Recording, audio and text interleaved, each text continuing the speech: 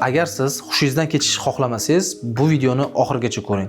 Agar siz doimiy stressda, ya'ni asab buzarlikda yuradigan bo'lsangiz, shuni bilib oling, sizda vagus nervi shikastlanishi boshlayapti. Chunki vagus nervi butun qon aylanish sistemasini hamda yurak qon tomir, nafaslarni kontrol qiladigan eng uzun nerv hisoblanadi. Agar unda muammolar bo'lsa, birinchi navbatda yurak tez urishi, taxikardiya. Ikkinchisi nafas yetishmasligi.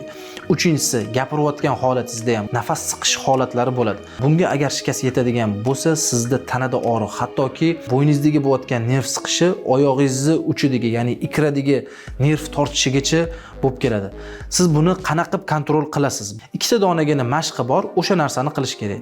Bu narsani men har doim takrorlab aytaman. Ko'pchilik patsientlarimizga ham, ijtimoiy tarmoqlar orqali ham. Chuqur 4 sekund nafas olinib, 7 sekund chiqariladi. Undan keyingisi ikkinchi mashqi, bu juda ham oson. 10-15 sekund chuqur nafas olib, lavizda